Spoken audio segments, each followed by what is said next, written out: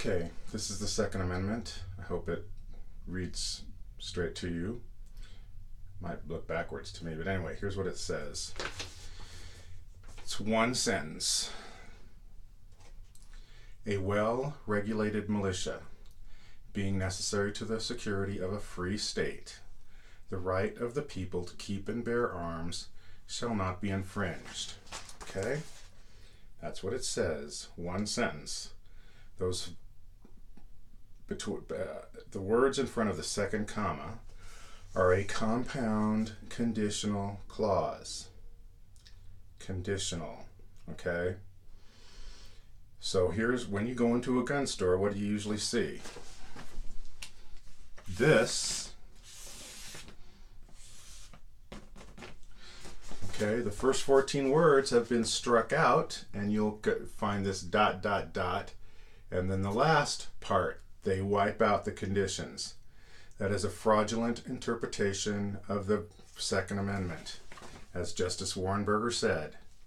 So what we need to do, here's where because of what you guys have done, because of what you gun nuts have done, what's going on right now,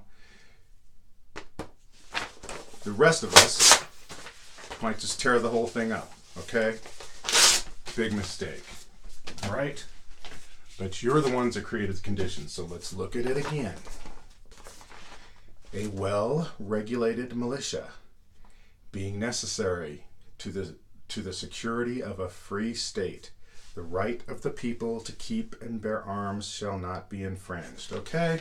Now, look at this. Okay, so one of your heroes was on the CNN town hall a couple weeks ago, Dana Lush, and she defined militia, in a very Maoist definition, by the way, as every man, woman, and child.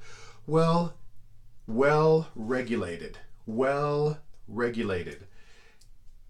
Every man, woman, and child, thus, by that interpretation, should be well-regulated, okay? Very important. Then, look at this word. To the security of a free state. If kids can't go to school, that is an insecure environment.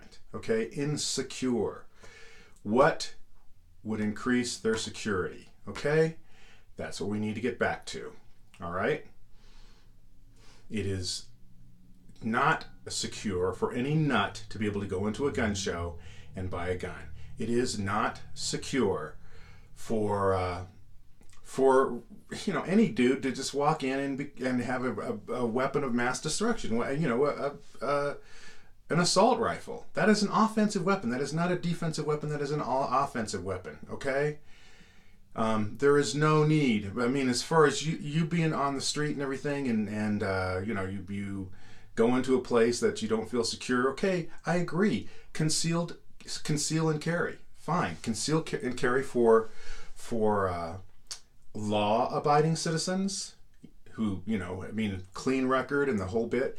That benefits my security, okay? For a law-abiding citizen to have a conceal and carry license, all right?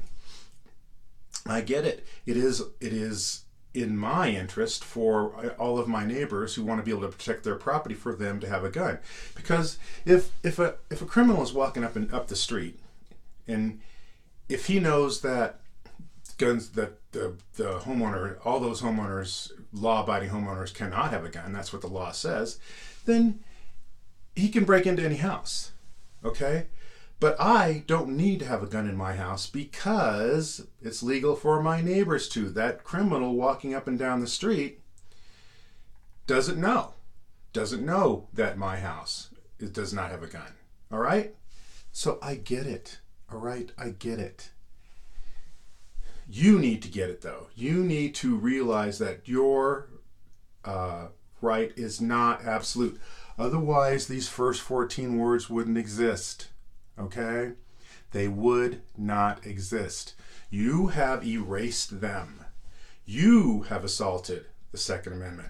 Some of your positions, and mind you, whatever you poll in NRA members, they're nowhere near as crazy as the leadership. The leadership is just wacko, all right?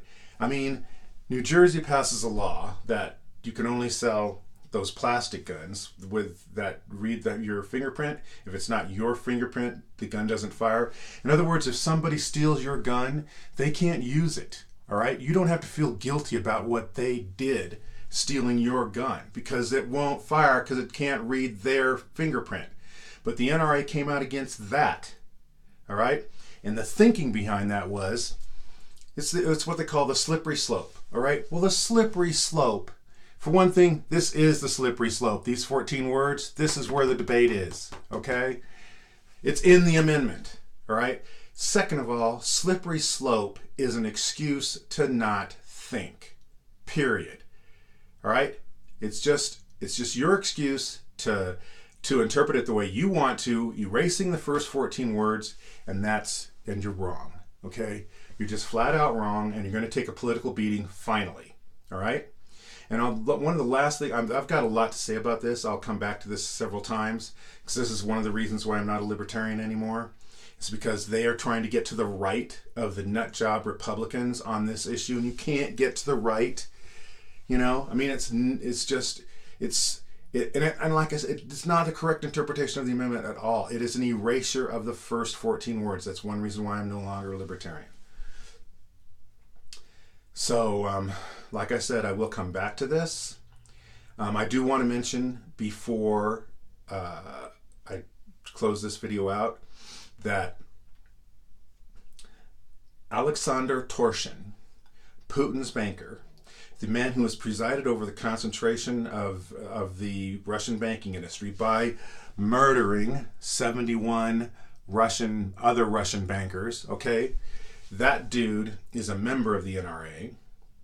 He contributed somewhere between $10 and $30 million to the NRA, earmarked for Donald Trump's campaign for president. Okay? Earmarked for him.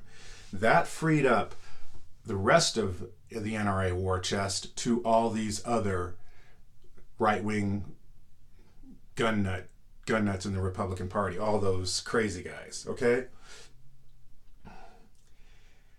That story has been dropped, and I don't get it, because that